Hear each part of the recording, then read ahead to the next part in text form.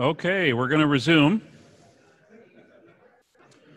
So we now hit one of our strategic topics.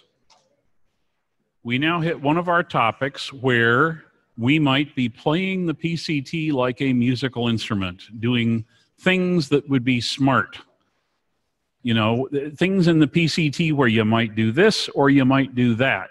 And if we think about whether to do this or that, it might mean that we are serving the client better than if we didn't think about it. So this is one of those topics, and there will be several more over the course of the day. But receiving office. One of the points that this slide is bringing up for us is that always anyone who is able to use the Patent Cooperation Treaty at all always has at least 2 different receiving offices available to them where they could file their PCT application. If you have 1 receiving office available, there are always at least 2.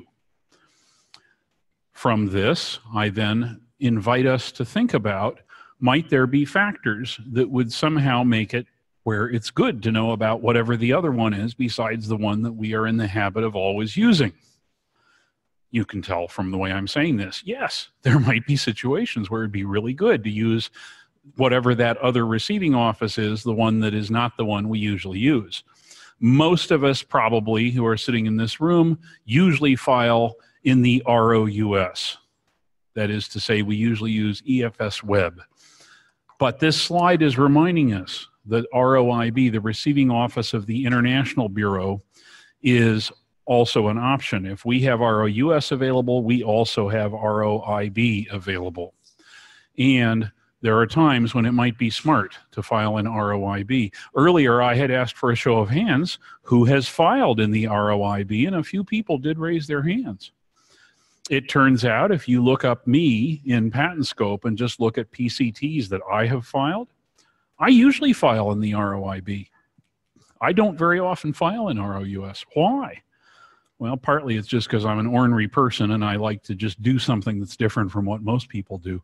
But there are also benefits to filing in ROIB, and we will talk about some of them in the next few minutes, and we'll talk about some of the potential benefits of it toward the end of the day when we get to restoration of the right of priority. The main thing that I'm inviting us to have in mind is what we want to not do is get in a rut and just always file, say, in ROUS.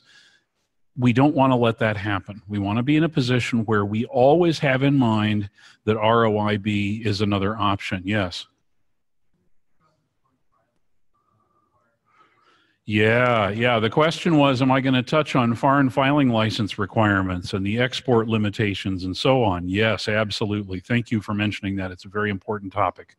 One of the things about ROIB is that miserable time a couple of years ago between Christmas and New Year's where EFS Web was broken for 4 days in a row, and the contingency server was also broken for those same 4 days. If you had to file a PCT during that time, how did you do it? Well, maybe you did it by express mail and went down to the post office. Maybe you filed in ROIB because their server wasn't broken. Yeah, their server wasn't broken. Last August, there was a day and a half when EFS Web was broken, just this last August of 2018. ROIB was, their e-filing server was working that whole time. Shame on you if you wouldn't keep in mind, if EFS Web is busted, maybe ROIB is the way to go. Yeah. Okay. Now, as our colleague mentioned when he raised his hand a moment ago, if the invention was made in the United States, you must not file outside the U.S. until after you've gotten a foreign filing license. Or to say the same thing I just said, but in different words, if the invention was made in the U.S., and if it turns out that what you did was file outside of the U.S. and you did not yet have a foreign filing license, a bunch of bad things might happen, like you lose all your U.S. patent rights and other bad things might happen. Filing in ROIB counts as filing outside of the United States, which is what prompted him to raise his hand. What he was thinking was, yeah, Carl, sure, I could file there, but then I could end up going to prison because the invention was made in the US and I file there, ROIB, and if I didn't have a foreign filing license, I could be in big trouble. That's what was running through his mind. Did I get that right? Yeah, yeah. So part of the context here is that if your invention was made in the United States and you want to be like, and if you realize you don't have a foreign filing license, well, you could do a couple things, right? One choice is you could get a faxed foreign filing license.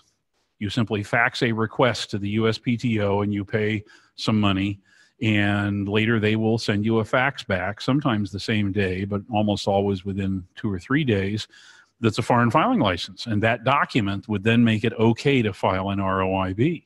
So that's something you could do. Takes time, costs money. Or you file an ROUS. If the invention was made in the United States and you don't have a foreign filing license, you just file in the ROUS, which is part of what our colleague was getting at. Why? Because the folks at the ROUS, they then will conduct the security review, the same thing that is always done every time anybody files any patent application in the US. And assuming they don't find any security problem, they then grant you a foreign filing license to the extent that they think you need it. And then, only then, do they export the application to the International Bureau. And then if anybody ever wonders, well, how did it get to Switzerland? It's not because you did it, it's because they did it. And it must have been okay. If they did it, the government decided it was okay to be sending it to the International Bureau in Switzerland. Yes? That's for the filing PCT, assuming you have a US very document, wouldn't you just, as a matter of course,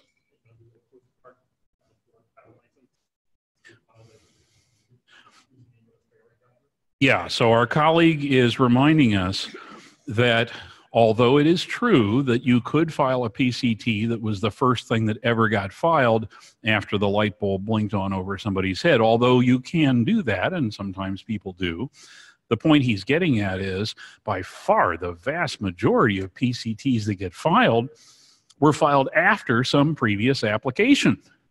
And whatever that previous application was, if it was filed in the United States, is part of what he's reminding us, it probably got its own foreign filing license.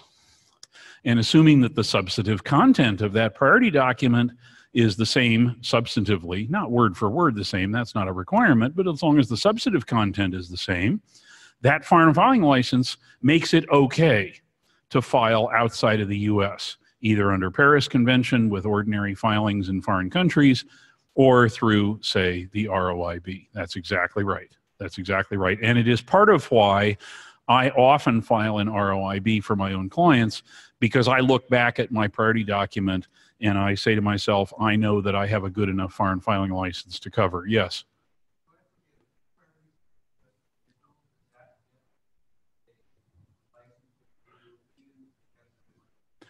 That's right. Yeah, even if there are no claims. The question was, if you filed a U.S. provisional, do they get foreign filing licenses? Yes, unless, of course, you don't, like, because it's like how to make atom bombs or something. But assuming it is the kind of subject matter for which they would grant a foreign filing license, yes, you will get one.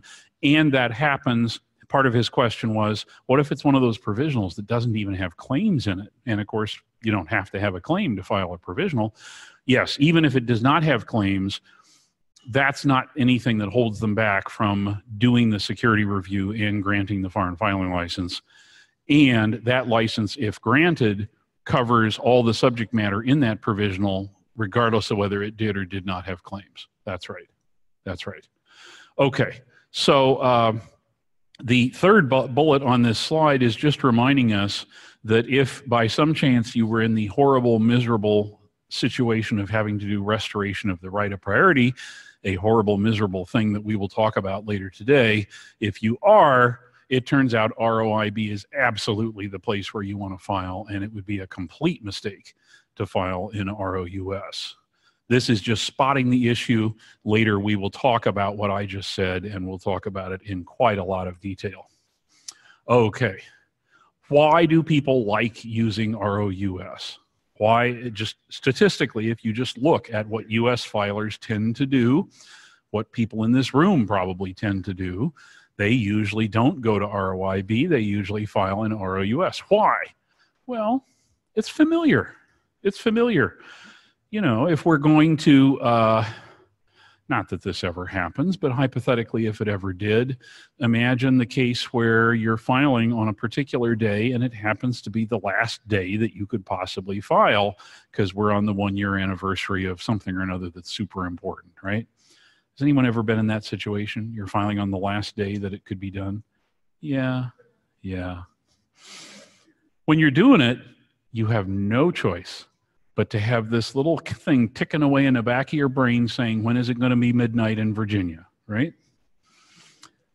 Every one of you, everybody in this room, instantly, you could be drunk, you could be sleep deprived, you could whatever, you would have no difficulty answering anyone at any hour of the day or night how much time is left between now and midnight in Virginia. You know you could, because you've had that in your mind every time you've ever been sitting in front of the computer doing something with EFS Web, right?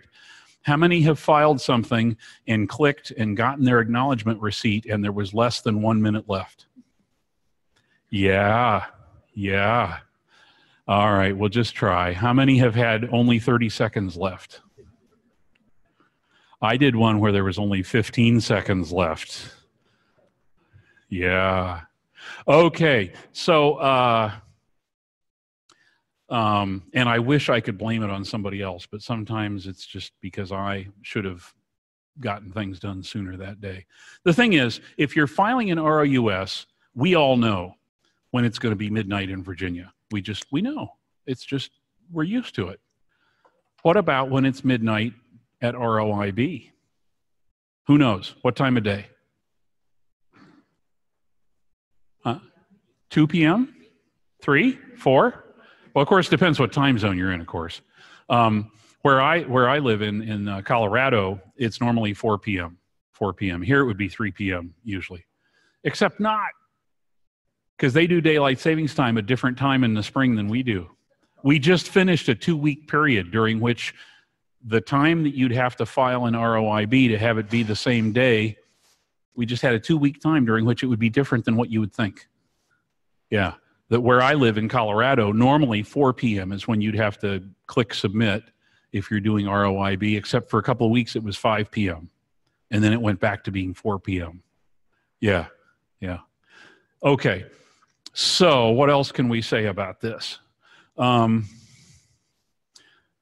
point that our colleague made, the foreign filing license.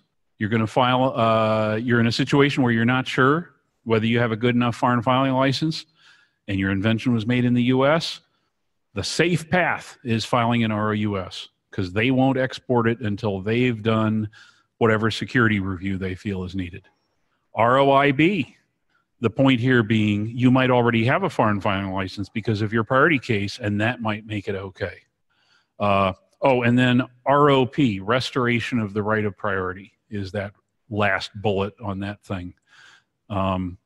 Now, picking a searching authority. You remember earlier I invited people to just reflect and see if maybe when we got to this topic, one or another of you might have something or another that you might be able to share about factors that you have seen clients taking into account when they are picking a searching authority.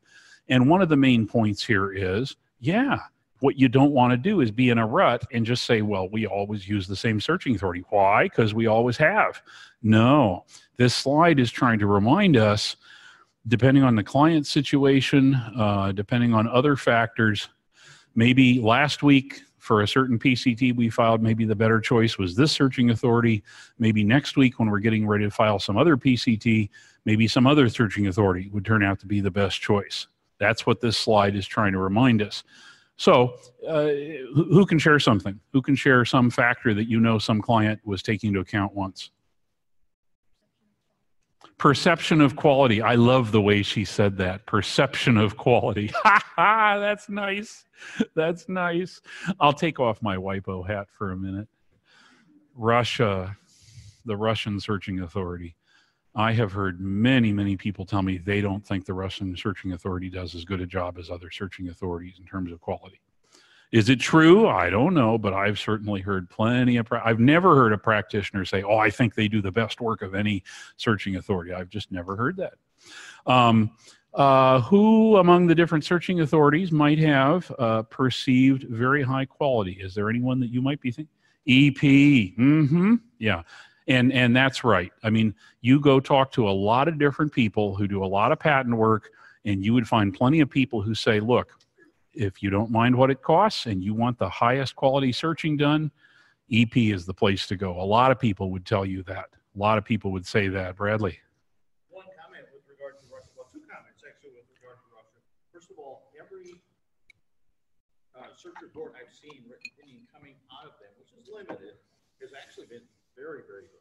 Oh, that's interesting. Yeah, it's been much higher quality than I had originally thought. Again, based on other people's input with regard to Russia. Interesting. At the same time, I have a couple of clients that have stated you will never, ever be allowed to file a demand of Article 34 response.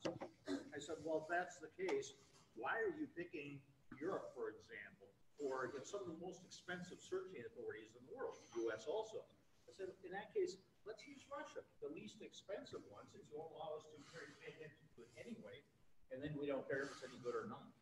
Yeah, so the comment, for the benefit of those who are remote perhaps, the comment includes that the search results that he's seen from Russia, he thought were of perfectly good quality. And that even though he was prepared to see poor quality stuff, that's not what he saw. That's what we just heard from Bradley. And we also heard a little reminder from him that if you run your finger down the list of the searching authorities that U.S. filers can choose from, and you ask which one is the least expensive, it's Russia. And if you have a client who says, yeah, I want to file PCT, but I want it to be the least expensive possible PCT filing path, and among other things, I'm telling you, no way I'm ever going to file a demand, but on top of that, I want it to be the least expensive possible filing path. All I want is those extra 18 months. I don't want to hear anything about search reports, written opinions, playing musical instruments, violins, beautiful music. No, I want the cheapest possible way of postponing the unpleasant, expensive decisions until 30 months instead of 12. That's what I want, and I don't want it to cost a penny more than it has to. You take what Bradley just said, Russia is cheaper than all the other searching authorities. Therefore, for that client circumstance, we are misserving the client if we pick any searching authority other than Russia. And it is simple as what he just said. Yes. Other factors. Anybody share another factor?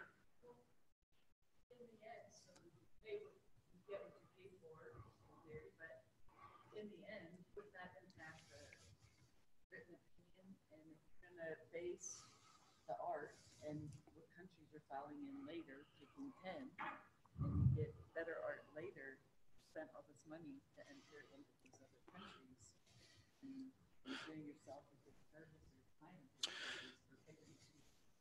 Yeah, so to kind of repeat back for the benefit of our remote people, part of what our colleague is kind of reminding us is, yeah, if you pick like a searching authority with like no thought at all to whether they're going to do any quality of work, if you think maybe they're not even going to do good quality work, aren't you in fact hurting yourself? Because down the line, I mean, call me old-fashioned, she says, call me old-fashioned, but maybe the reason we're doing this is to try to get patents, right?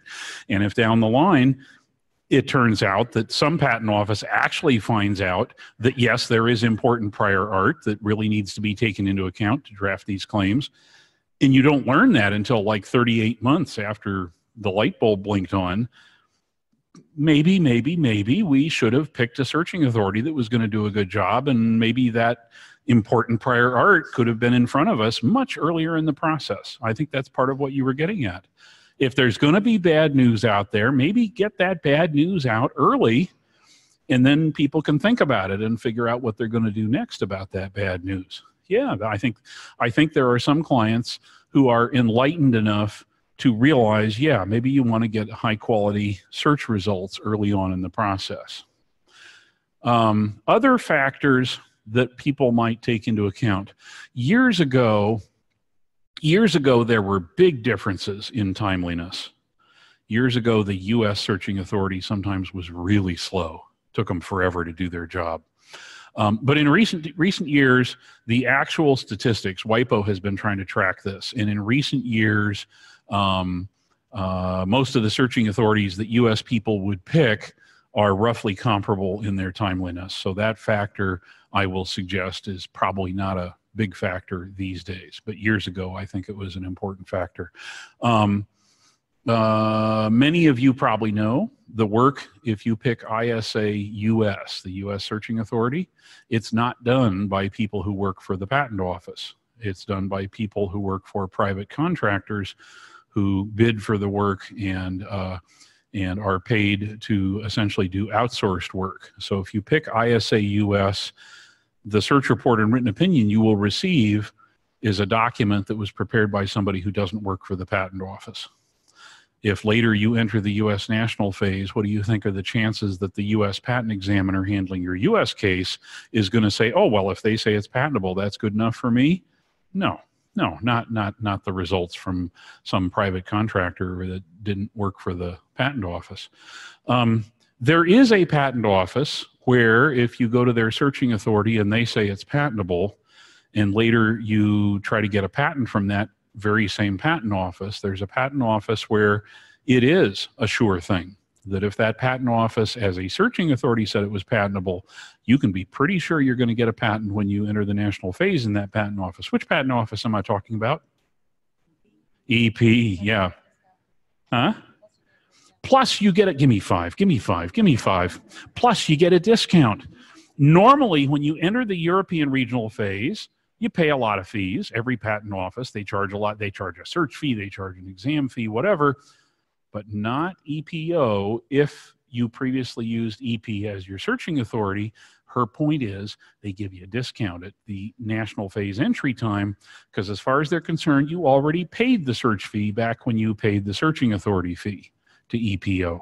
So you have a fee benefit and you have this benefit that if they said it was patentable back when they were being the searching authority, it's still going to be patentable when the time comes to enter the national phase in the European Patent Office, or they sometimes call it regional phase.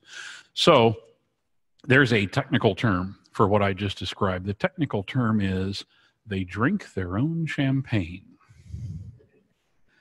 They drink their own champagne. And so what this means, and she knows because you've probably been through this with your clients multiple times, if you file the PCT if she files a PCT on behalf of her client and she picks EP as the searching authority, well, you can't be absolutely sure that the searching authority will say, yes, it's patentable. You don't know for sure, but when the time comes, if they do say it's patentable, she can then enter the European regional phase, get an instant patent for her client from the European Patent Office, and she looks like a hero in front of that client. The client says, wow, I always understood it was very hard to get patents from the European Patent Office, and it takes a long time, and I have to pay a lot of bills to my European counsel, and you got me this patent, and I didn't even have to pay hardly any money to European counsel, and it only took just a few months.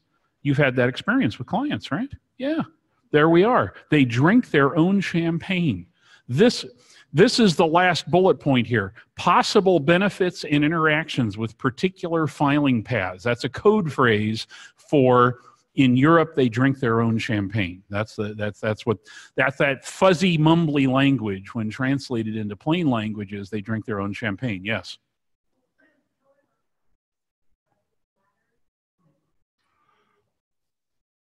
Aren't there certain subject matters that they won't search?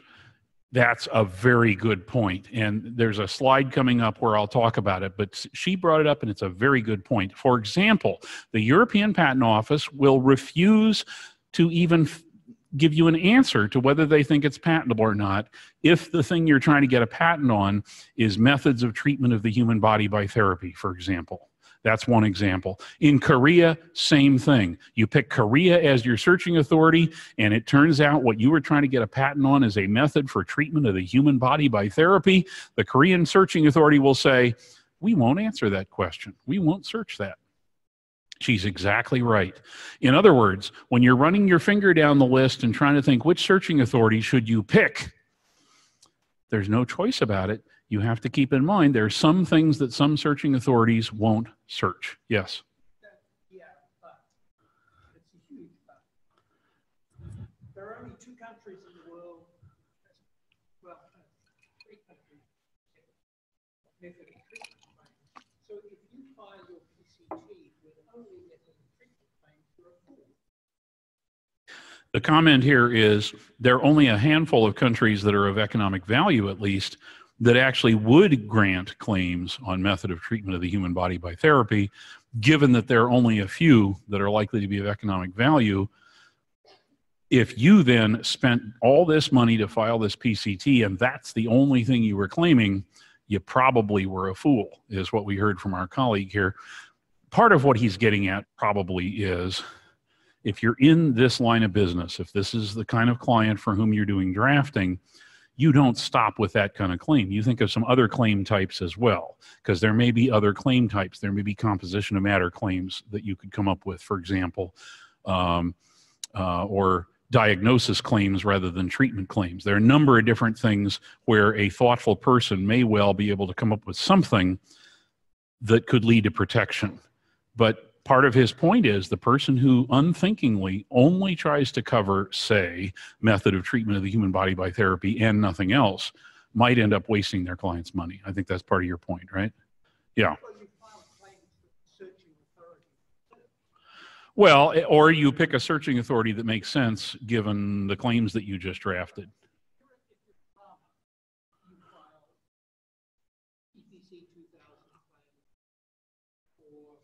Composition for use claims, EPC 2000 for ISAEP, composition for use for Japan and Korea.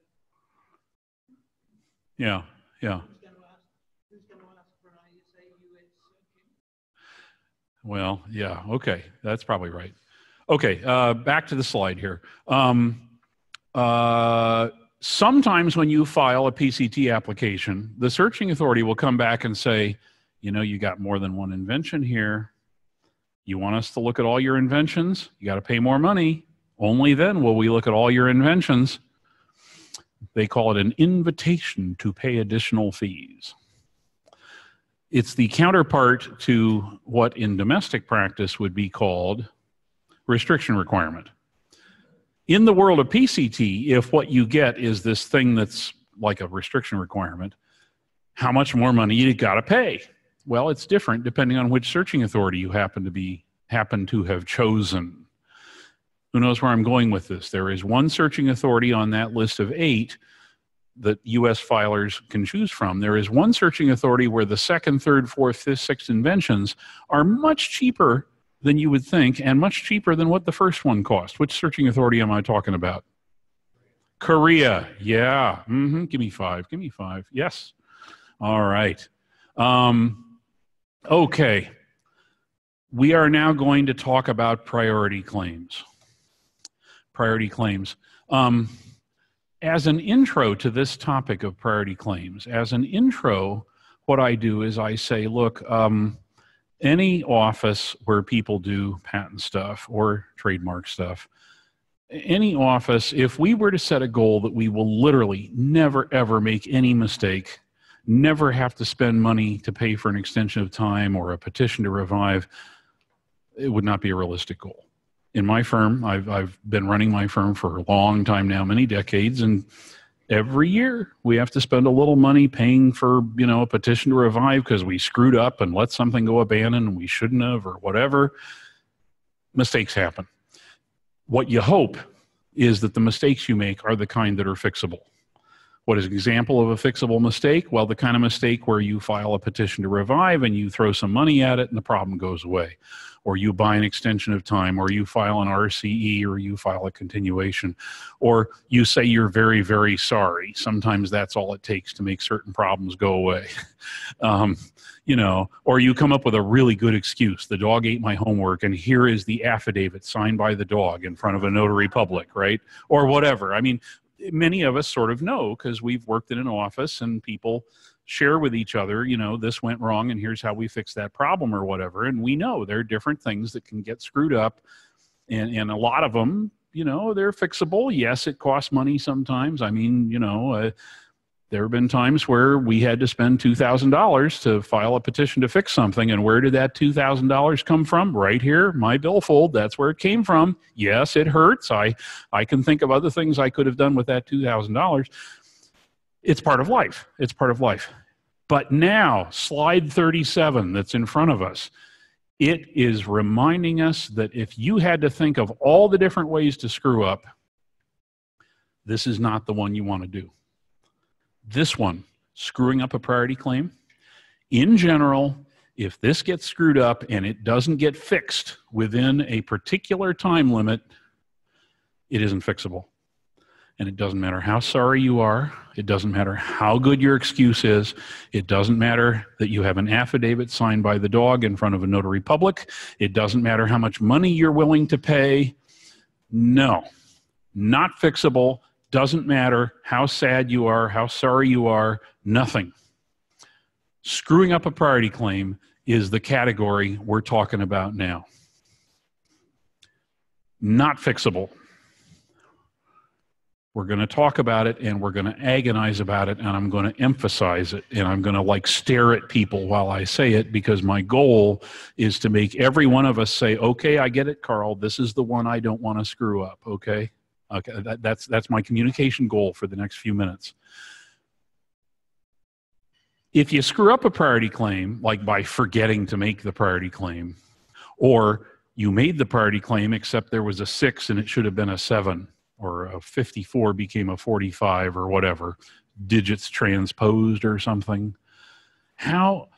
If you figure it out in time, it's good enough. You can fix it. When? What is the time limit for fixing priority claims? Who knows?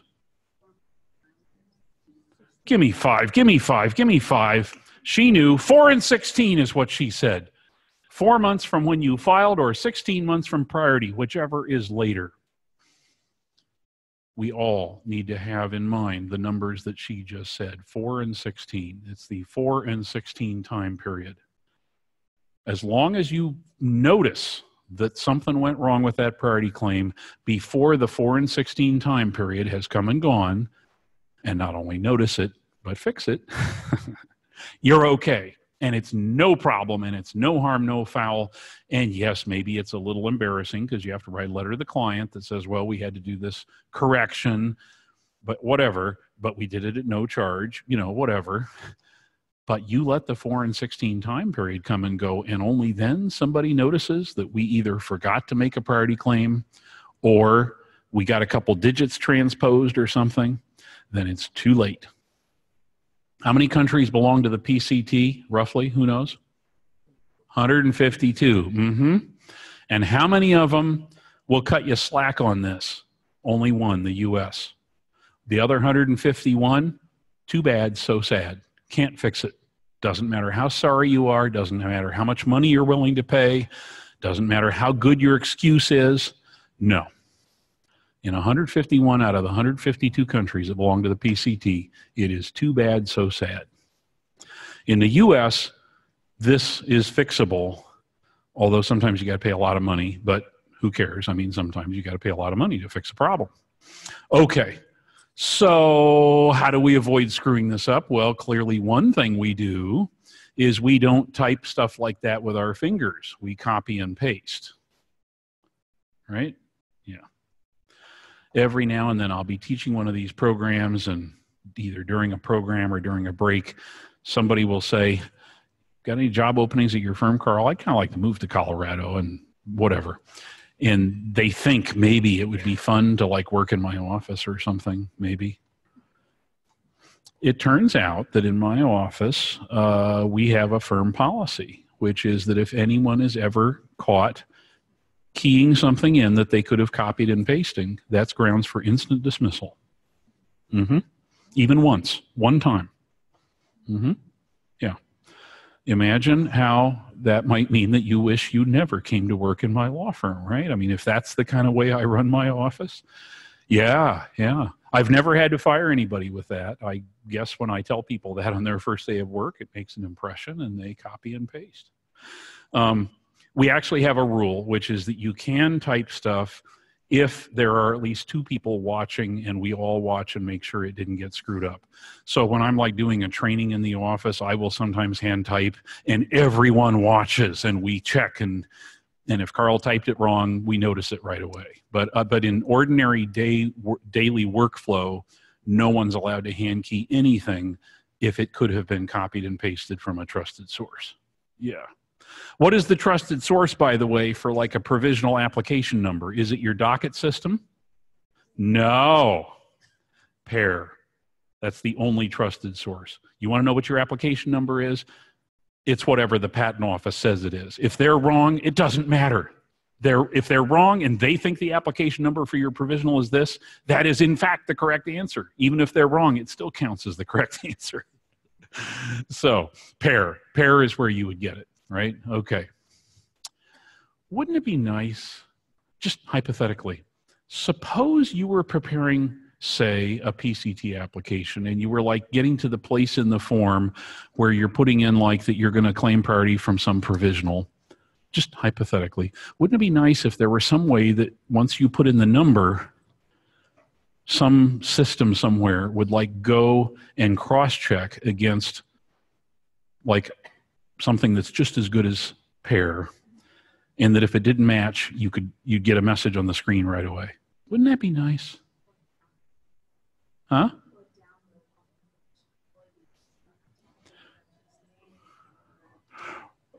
Or download the information for you so you wouldn't have to put in the inventor's name. But I'm obsessed right this minute with this exact wouldn't it be nice, okay? Yes, there are other wouldn't it be nices, and we will talk about some of them. But I'm obsessing with this exact wouldn't it be nice.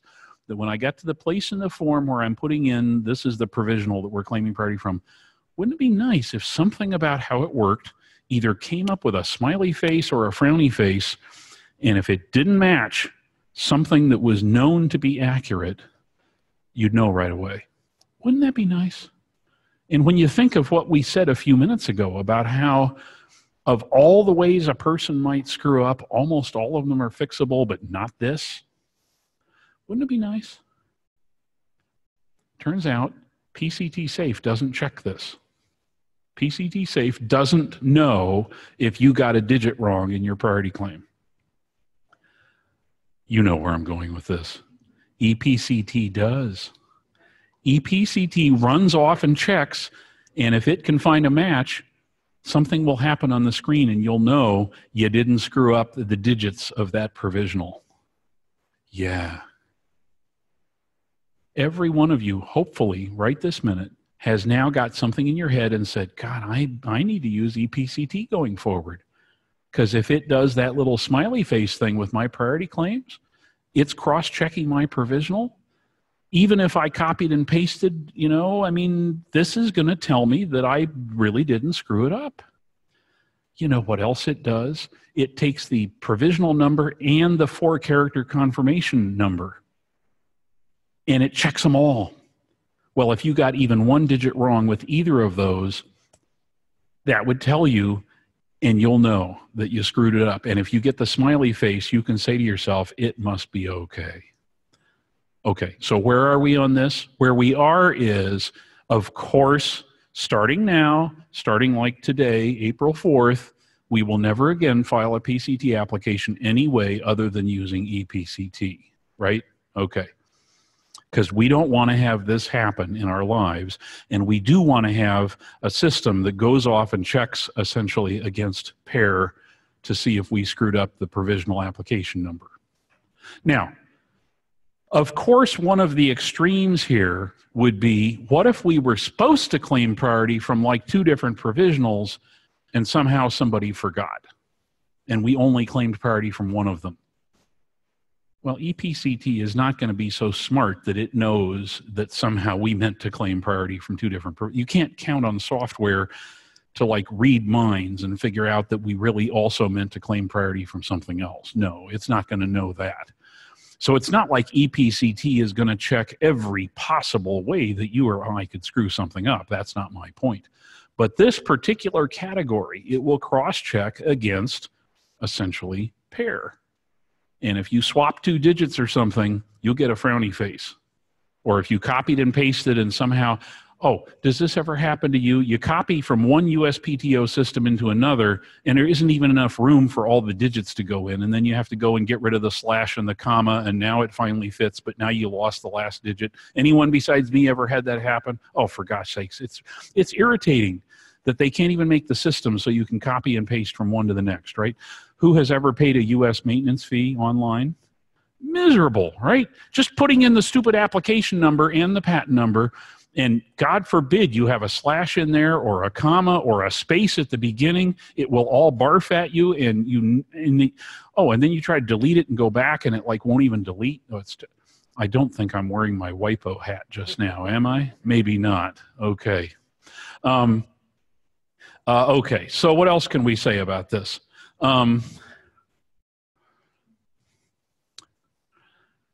Of course, you and I personally are not always the people who figure out what are we claiming priority from, right? You will have a colleague or a boss, somebody in your office, the practitioner whom you are working with, who's going to be the one, if anyone knows, we're claiming priority from 2 provisionals. Maybe it's that other person. So sometimes it's on you to sort of gently probe and push and say, are you sure these are all the priority claims that are needed, right? And, you know, you got to work at it sometimes. It's like the dentist yanking on the tooth to try to pull the tooth sometimes, right? Okay. Okay. Drawings. During one of the breaks, somebody asked me about drawings in PCT. We're now going to talk about drawings a little bit.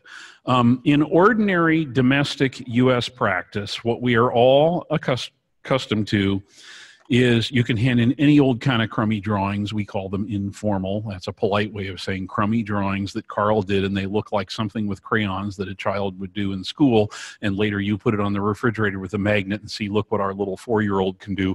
But it was Carl in a patent application, and that's what it looks like, right? Those are informal drawings, the polite term for horrible crummy drawings that Carl does. And in ordinary domestic U.S. practice, you can hand those in and it's never a problem. And a week later, a month later, you hand in the nice ones prepared by the drafts person, and it's never a problem. Not in ordinary U.S. practice. And one of our people chatted with me during one of the breaks about his experience. He files a PCT with informal drawings. And what happens? You get this Form RO-106. And Form RO-106 with Annex C, and you read it and you get about 2/3 of the way down the page, and there's this little sentence. Oh, she's nodding her head. You know the sentence I'm talking about. And you get part way down, and it says, mumble, mumble, drawings not admitting of reasonable publication, mumble, mumble, withdrawn. Withdrawn? That's kind of a scary word.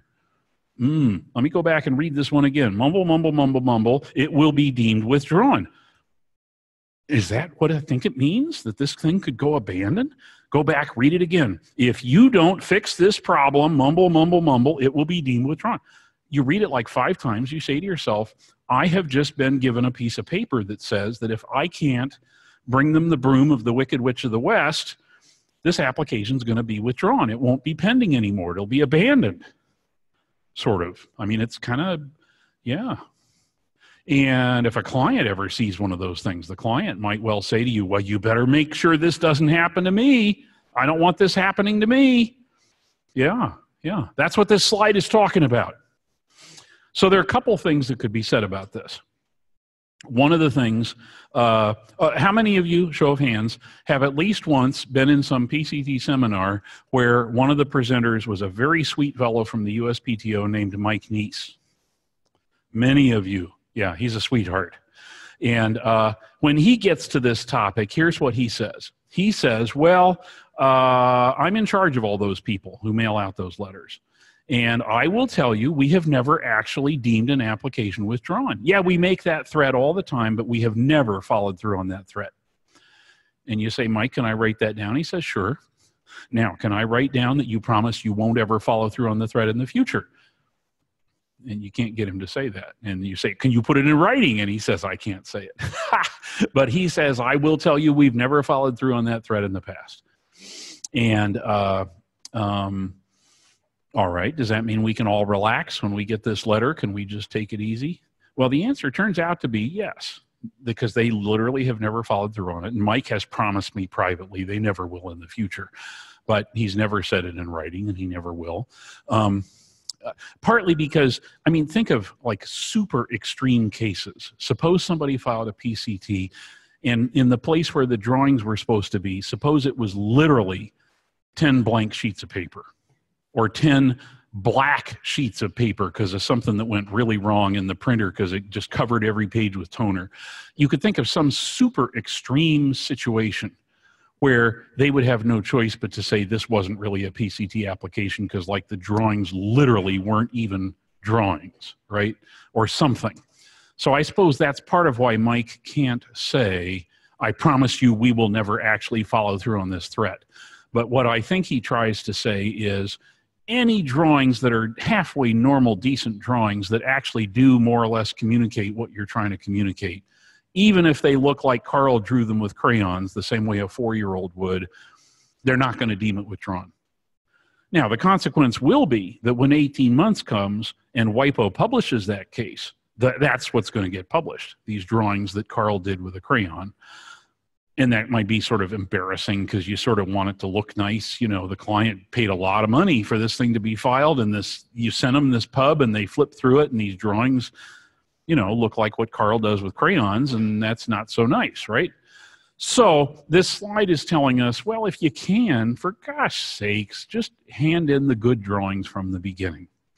And then you don't have to think about any of these things. And when the 18-month pub comes around, it'll be the nice drawings that were done by a draftsperson.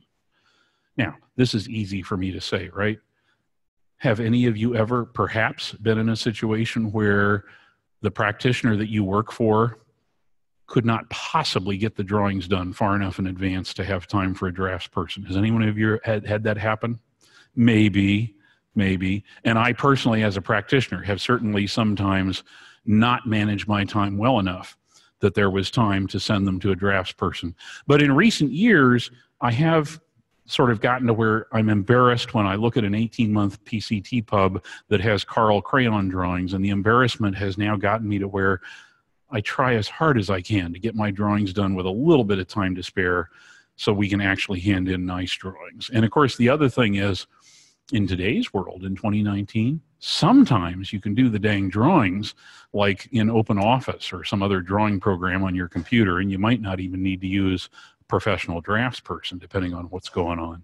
So, or sometimes, even though I don't manage my time very well, I at least get some of the drawings done by the draftsperson in advance, and then 1 or 2 of them look like Carl crayon drawings, figure 7 and figure 13. Or those are the ones that we do in OpenOffice or something. Anyway, but back to one of the original questions that one of our colleagues asked us during the break. If you do get the notice, the one that says, mumble, mumble, mumble, this will be deemed withdrawn unless you bring us the Wicked Witch of the West's broom, what are you going to do? I mean, the client might go nuts if the client says, how come you never responded to this thing, right? What Mike Neese will tell you is, go ahead, respond. Here's what you do, he says. You take your word processor and you start with a blank page and you say, we are in receipt of Form RO-106 Annex C. It is our view that the drawings do admit of reasonable publication, or whatever the phrasing is in the notice, do admit of reasonable publication, respectfully submitted. Now you've put in your side of the story. And if anybody ever wondered, yes, you did respond to the notice. Meanwhile, what WIPO always does is publish the drawings the way they are, yes. Every receiving office is obligated to look at the drawings to reach a view as to whether that receiving office thinks the drawings will admit of reasonable publication. Every receiving office is supposed to do that review.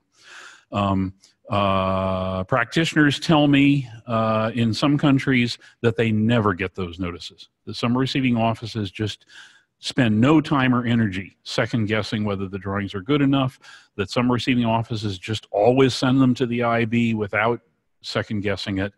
And the impression I get talking to a lot of practitioners from different countries around the world is that there are only a handful of receiving offices that choose to be picky about this, and ROUS is in that very small handful. Yes?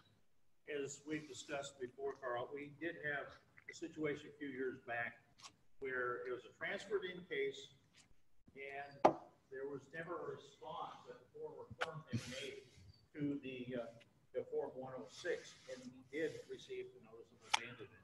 Now, maybe Mike Nice was on vacation that week, but we're hearing from Bradley that he's aware of at least one case where the USPTO did follow through on its threat.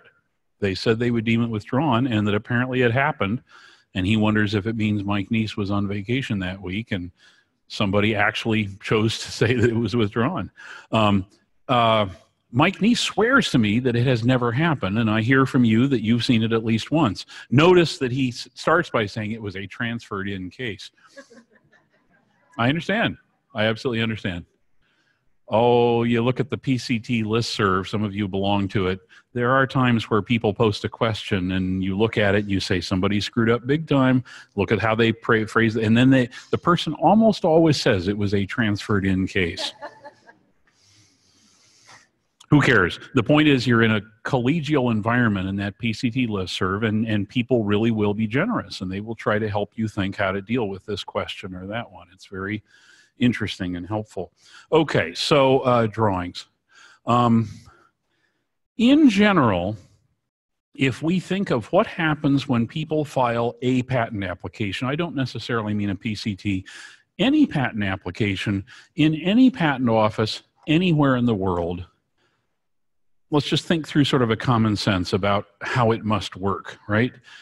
No matter which patent office we're talking about, common sense tells you there must be, in any patent office, some part of the process where the person who's filing the application tells the patent office certain things that always get communicated, like who's the inventors, who's the applicant, what are we claiming priority from, what's the title, stuff like that.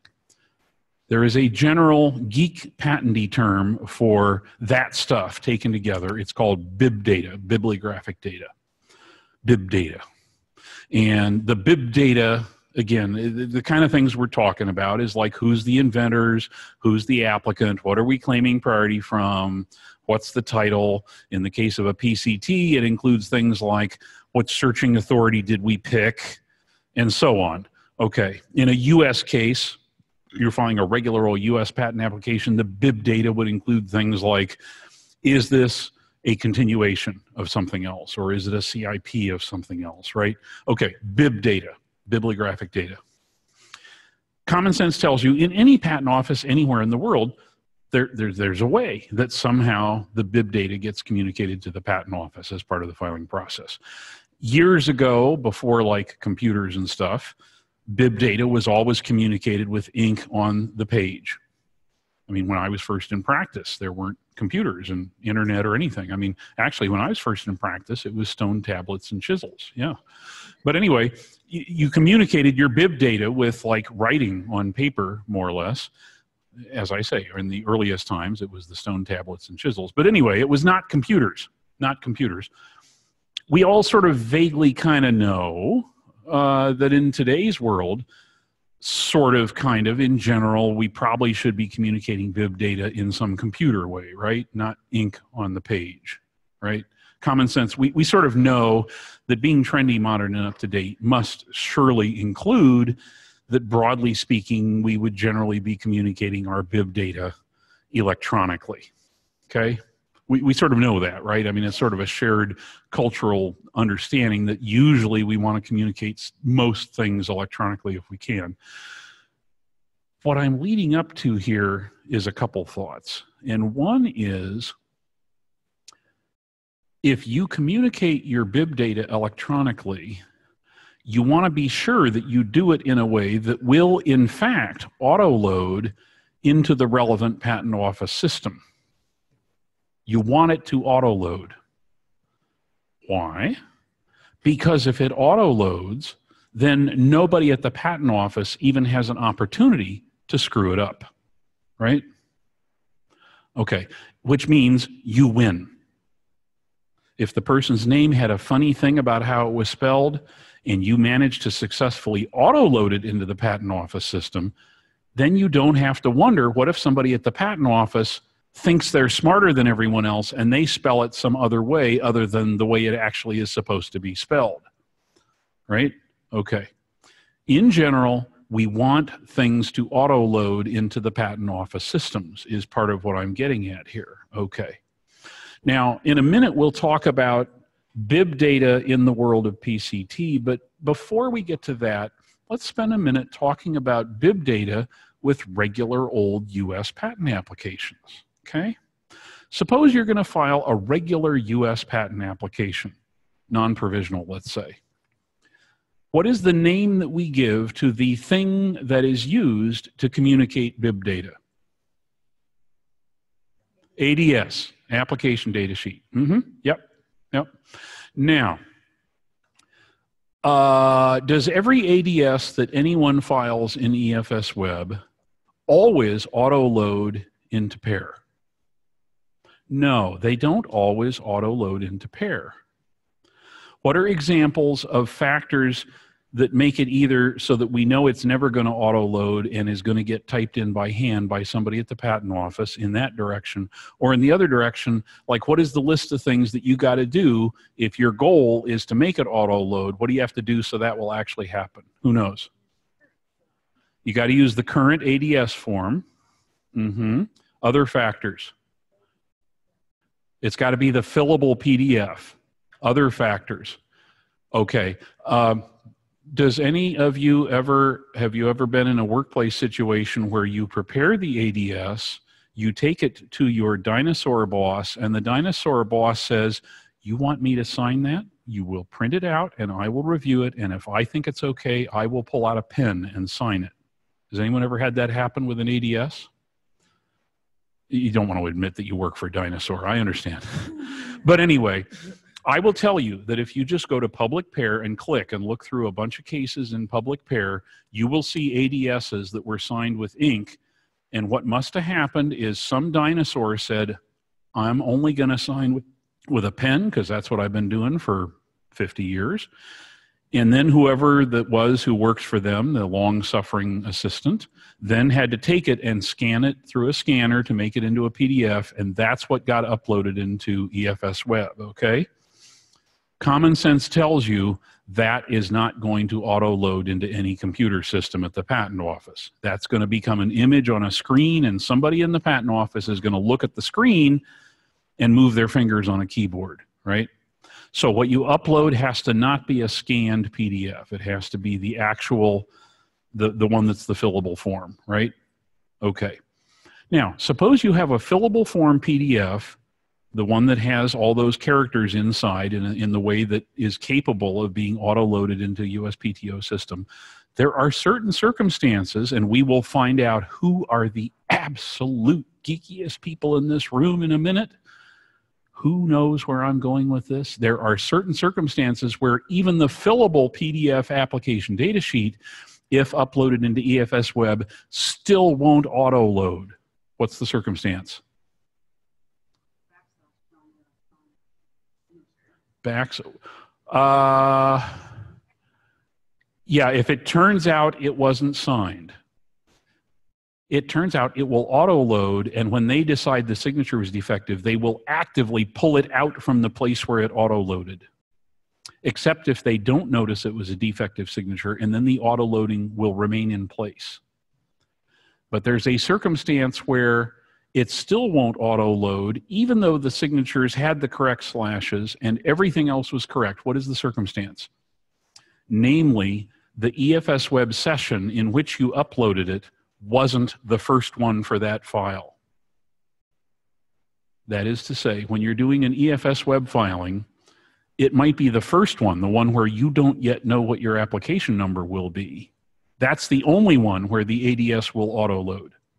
If later you're back in EFS Web and then you put in your application number and your confirmation number because you're filing more papers in a case where you already knew what your application number was, that ADS won't auto-load. Okay? Who knew that before right now? Yeah, there's a tip for you. Whatever you do, If you want it to auto-load, make darn sure that ADS is in the first EFS web session, the one where you did not yet know what your application number was. Only then will it auto-load into the pair system. Yeah, yeah.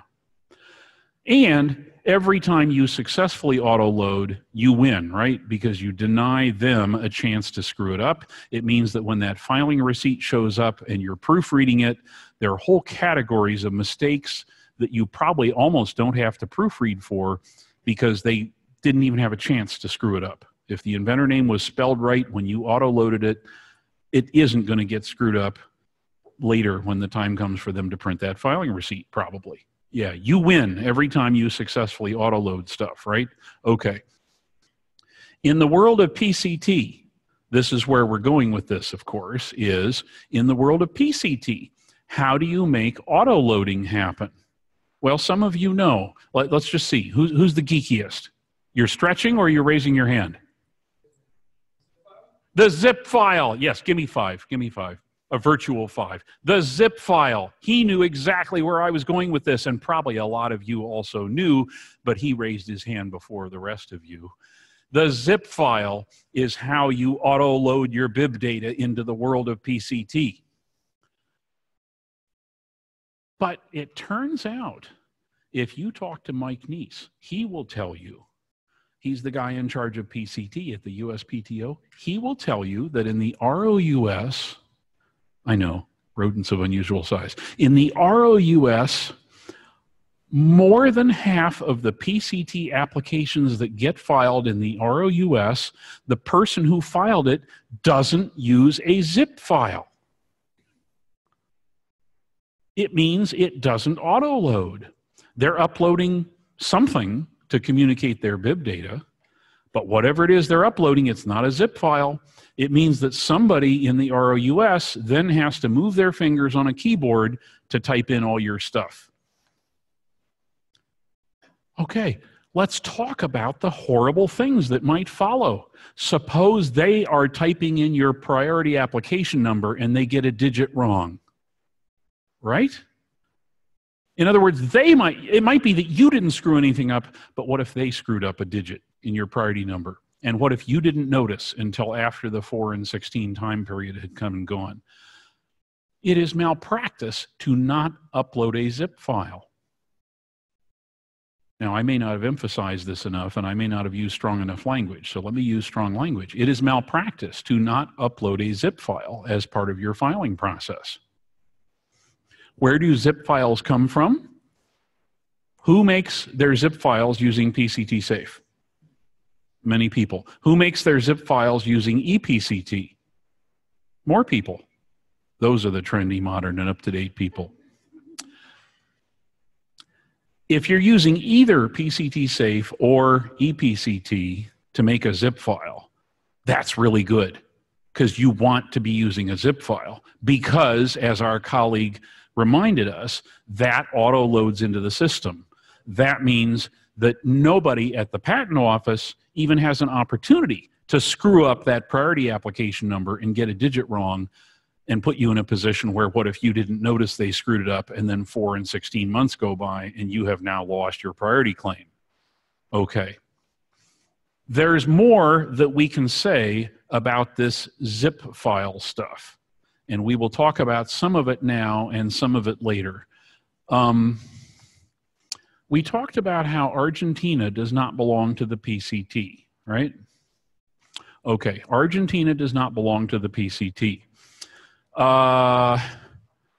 If somebody was doing their PCT application not with a zip file, well, if you're not using a zip file, how does the bibliographic data get communicated to the world of PCT if you're not using a zip file? How does it happen? Well, what is the name that we give to the thing in PCT that communicates bib data? It's called the request. If you don't use a zip file, the bib data gets communicated by this request that's like several pages long, and it's probably a PDF. And if we don't use a zip file, that's how the bib data gets communicated, right?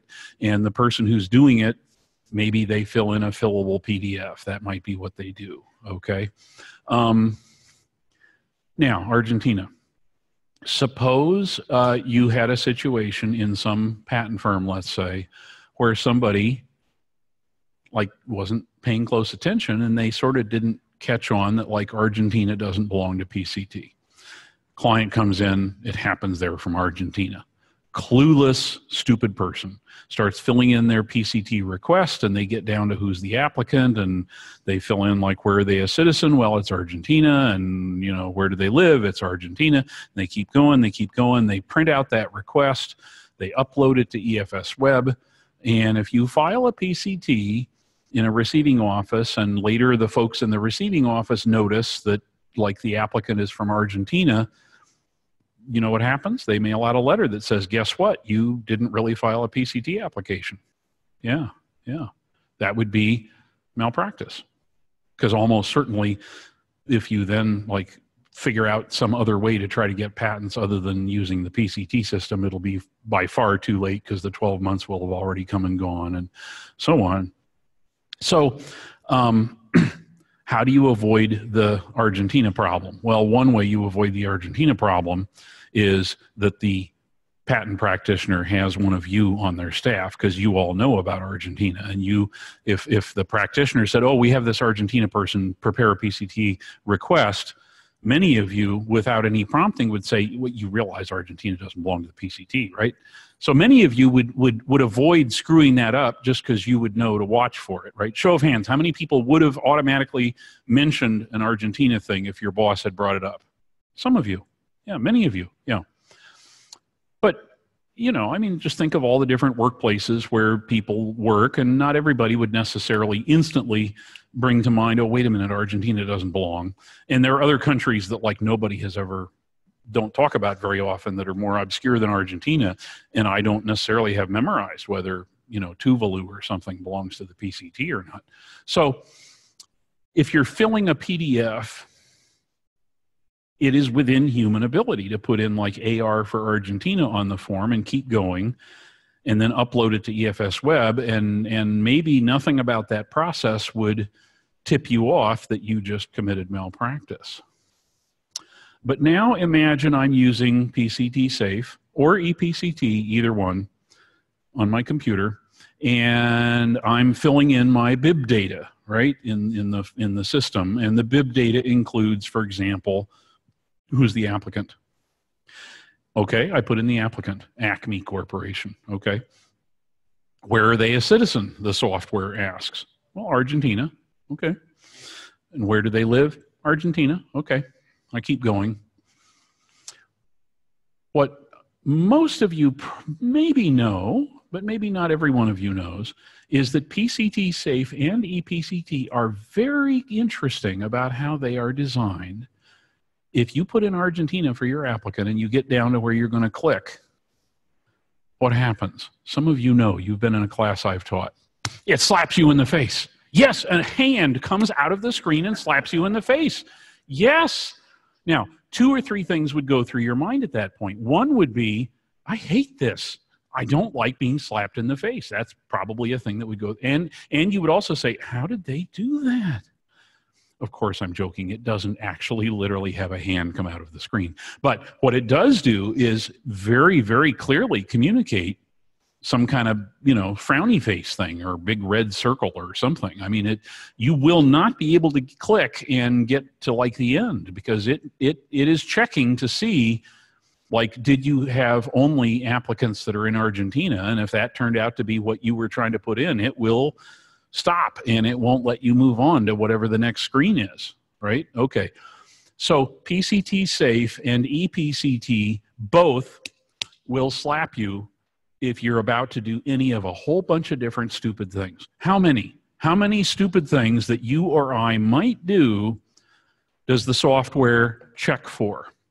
Well, in the case of PCT Safe, it validates about 70 different things. Or to put this in like plain language, there are like 70 different ways that you or I could screw something up that would either count as malpractice or at least like embarrassing stupid in front of your boss, about 70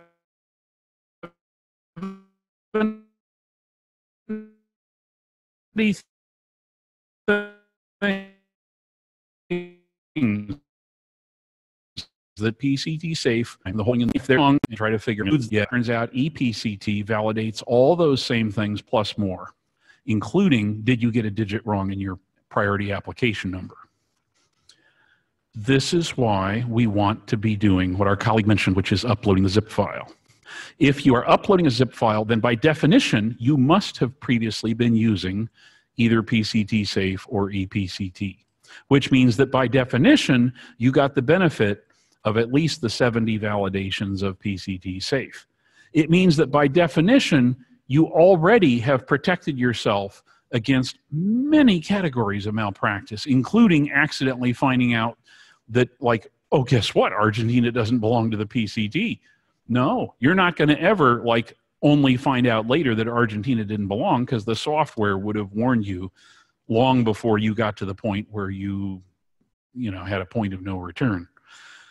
The validations are wonderful. And those of you who routinely upload a zip file, maybe you already knew you were benefiting from those validations, or maybe you didn't, but you benefit from those validations. Everyone should be uploading zip files. Mike Neese tells me that only about 45% of the PCTs that get filed in EFS Web, only about 45% have zip files.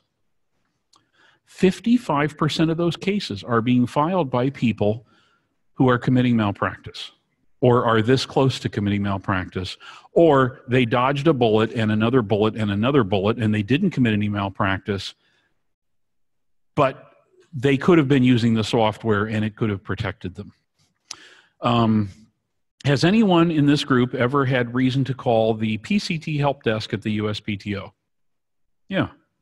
Have anybody in this room ever had reason to call the application assistance unit at the USPTO? Would anybody be willing to share a thought or two about whether you like calling one of those places better than the other, or are they absolutely the same in terms of how much you like calling? Who will share a comment or two? You smiled, sir.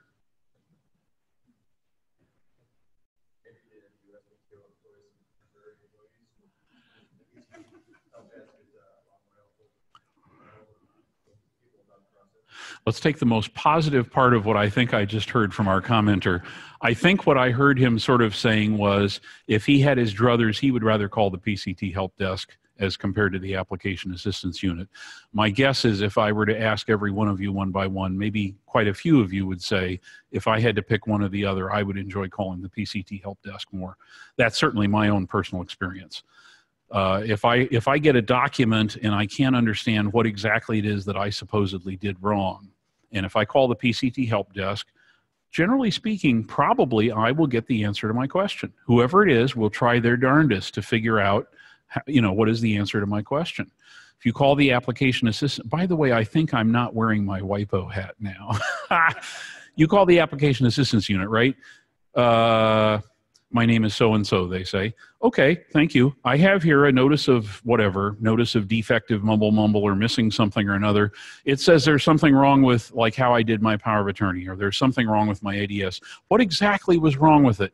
And the person will say, well, it might be this, or it might be that, or it might be that. Thank you, I knew that before I called you. What exactly was wrong with this ADS? Well, it might be this, it might be this. Could I like talk to the person who actually mailed out this notice? No. Could you like check with the person who actually mailed the notice and find out exactly why they thought there was something wrong with my ADS? No. And anyway, application assistance unit versus PCT help desk. The folks at the PCT help desk tell me that the phone calls they get fall on a spectrum, and one category of calls they get are the people who like really screwed something up, and they finally have sort of caught on that they really screwed something up, and they're calling the PCT help desk hoping that somebody in the PCT help desk can help them deal with some really bad thing that they screwed up in their PCT application. And one woman, a woman named Sue Wolski, tells me, she works at the PCT help desk, that quite often when she gets one of these tough calls where like the application has been deemed withdrawn or there's some terrible problem or like half the figures are missing and they just noticed now that like most of the figures were missing or whatever, that almost every call where the person is really screwed up and probably they've lost all their patent rights and they screwed up the PCT process, almost every call in that category is one where no zip file was uploaded. Almost every call where like the person probably should in fact be like presenting a claim to their malpractice carrier because they're going to get sued next. Almost every call in that category, she tells me, is one where no zip file was uploaded.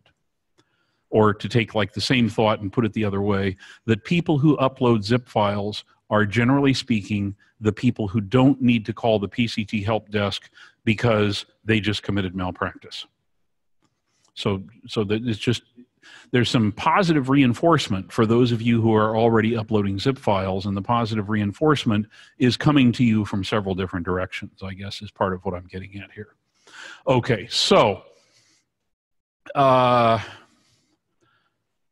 thing is, if you upload a zip file, you get a discount on your filing fee. Everybody know that? You get 100 Swiss francs discount. It's about $100. The amount of money you pay in your international filing fee is cheaper if you provide a zip file compared to if you don't hand in a zip file. So, in fact, they're paying you to prepare the zip file. Now, even if they wouldn't pay you to prepare the zip file, it would be smart, of course, to prepare the zip file. Why? Because we want things to auto-load for all the reasons that we've been talking about. Why? Because the very fact that we upload a zip file means that the software would have slapped us if we were about to do something really stupid like Argentina or something. So there's like all these reasons why, of course, you want to be uploading zip files anyway, even if they weren't handing you $100, but they also hand you $100. So, like, yeah, we should all at least be using PCT Safe, and broadly speaking, many of you who raised your hand said you've been using ePCT as your way of making a zip file. Good for you, yeah. So we're going to talk through this process, and we have our lunch break, which starts at noon. Yeah. So we'll talk through this process a bit, and then we will have our lunch break, and then we will continue. And the lunch break is to be 1 hour? 1 hour. Okay. Now, different ways that you might collect your bibliographic data and provide it to the PCT system. Well, you might use PCT Safe. You might use ePCT. That's for filing in EFS Web, filing at the USPTO. The fourth bullet is reminding us one of the places you might file is at the ROIB. And you also heard me mention, my personal habit is I almost always file there, except in the rare cases where there's some reason why I am not able to file an ROIB. I try to file there almost always. And we'll talk later about why I think it's actually a pretty smart thing to do. Examples of why you might not file an ROIB. Well, one of our colleagues reminded us, what if we don't have a foreign filing license and the invention was made in the US? You best not file an ROIB, you'll be in trouble. What is another example of a circumstance where it might turn out that even if you think ROIB is okay and even you're okay with foreign filing licenses, what is an example of a circumstance where still you might end up thinking, I can't use ROIB, I better use ROUS. Time of day. Yeah, 4 o'clock came and went. It's already past midnight in Switzerland. Well, then it's not past midnight, hopefully in Virginia, and next thing you know, ROUS would be where to file. This would be in the extremely rare circumstance, I'm sure this almost never happens, but sometimes we're filing on the last possible day and perhaps even in the last hour or two before midnight, right? Okay, every now and then that happens to some of us, right? Okay. So this slide is the one, when I first wrote this slide, when I first got, when WIPO first asked me to start being the person who gives these lectures. By the way, who was the person who gave these lectures on behalf of WIPO before it was Carl? Who knows? Carol Bidwell. She's a sweetheart. Oh, such a wonderful, wonderful woman. And she retired. I don't think they should have allowed her to retire. I think she should have been forced to continue to do it in perpetuity. But People make their own decisions. She retired. She now plays tennis all the time and golf all the time and stuff. But Carol Bidwell used to do the job that I'm doing right now. And you've heard Carol speak many times. And who's heard Carol Bidwell speak? Yeah, many of you. Sweetheart, wonderful woman. Just imagine how many tens of thousands of people have benefited from Carol's efforts over the years. It's just an enormous number of people. Anyway, when I came in, I wrote this slide and I sent it to WIPO and I said, here's what I'm thinking of saying. And they said, I'm not sure you should say it is malpractice. Say it's tantamount to malpractice. Soften it ever so slightly. So tantamount is there for that reason. Anyway, the typewriter that you're using to fill in your fillable form, or the equivalent of a typewriter with the fillable form with your computer, doesn't do the face slapping. You want the face slapping, okay? Now, what else? When you're preparing your request, sometimes there's a deposited microorganism under the Budapest Treaty. Has anybody ever done one of those? Geek. BioGeek. Yeah, BioGeek. And of course, sequence listings. Who's done a sequence listing? Many of you. Last January, I did a sequence listing webinar, a webinar on best practices for doing sequence listings. Who attended that webinar? Anybody here? No? Not even one person?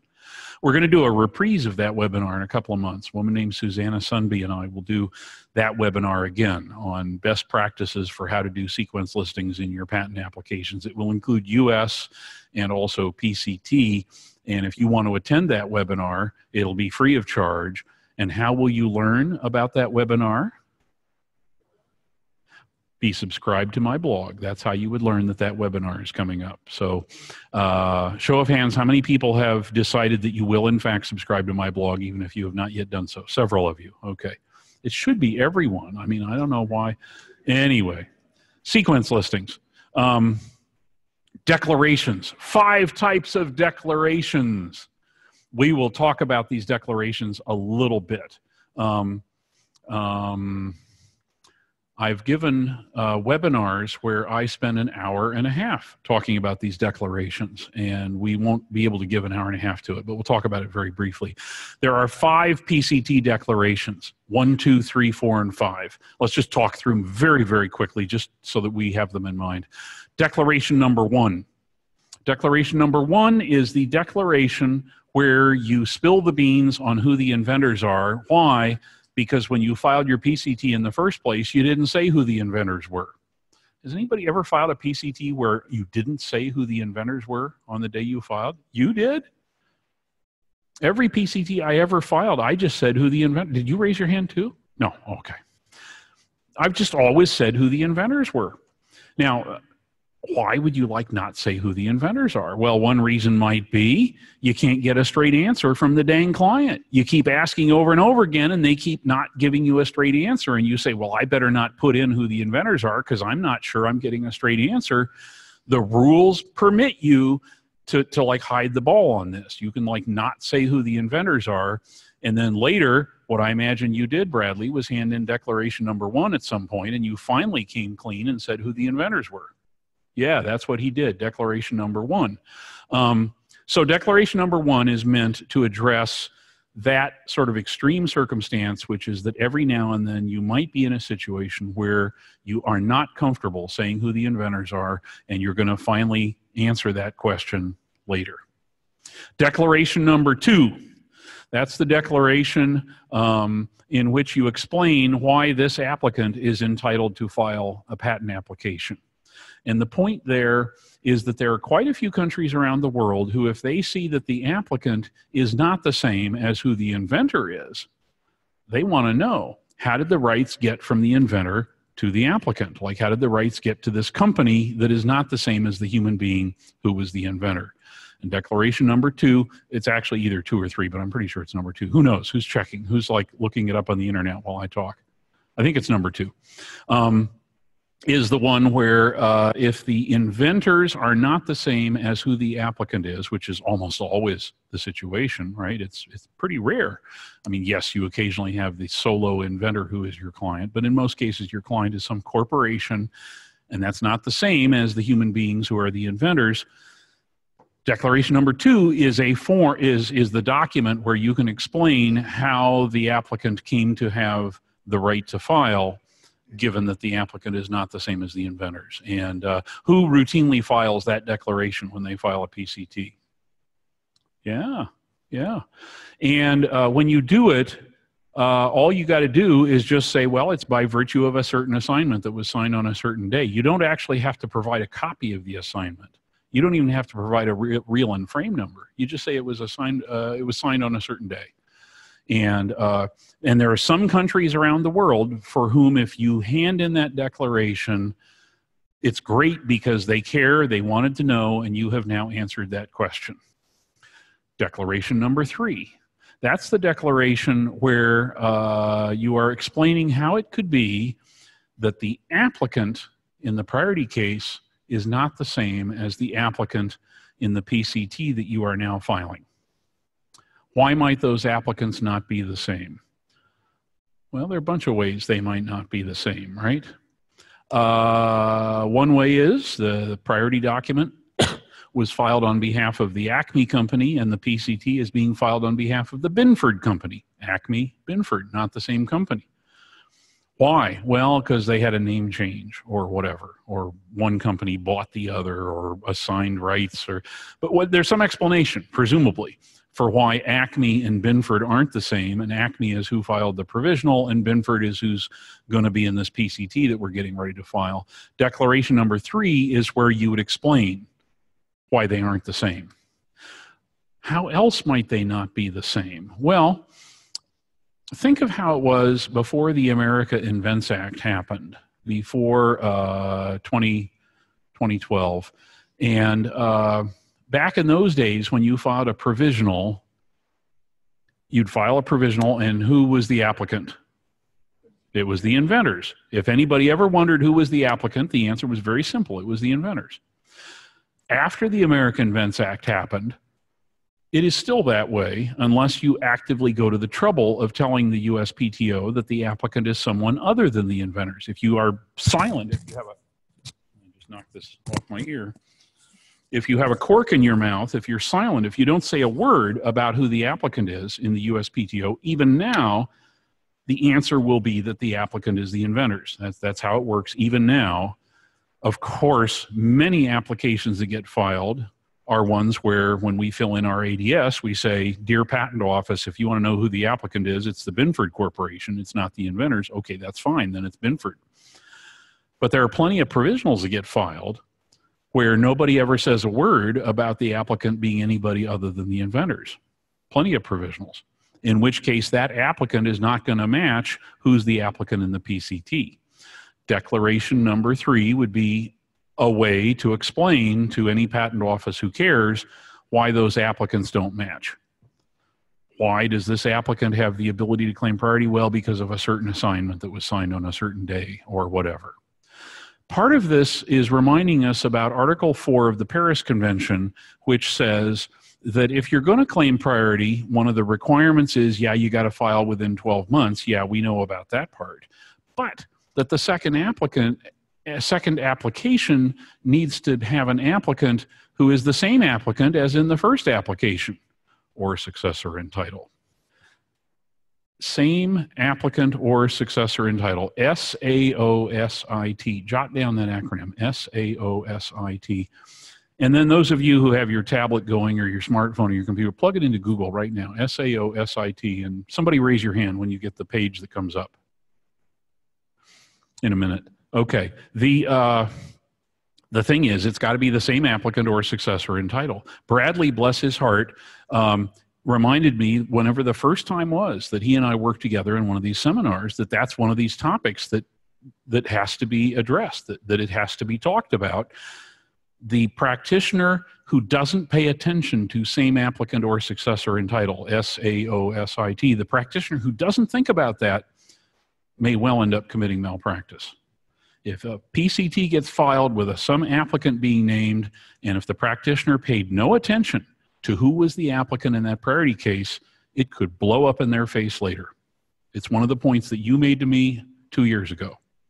And he and I have together tried to make sure we talk about it in this seminar because it's important. It's super important. There are real life cases where the question of who wins or loses a big lawsuit with lots of money at stake, where the question of who wins and loses is largely influenced by whether somebody did or did not pay attention to same applicant or successor in title. Well, declaration number 3 is part of how the PCT filer can explain, here's how we cleaned up our same applicant or successor in title issue. Now, there are several more things about SAO-SIT that we will talk about, and they will come after the lunch break, and it is now time for our lunch break. And I will see you all here again in 1 hour, which is at 1 p.m. Thank you.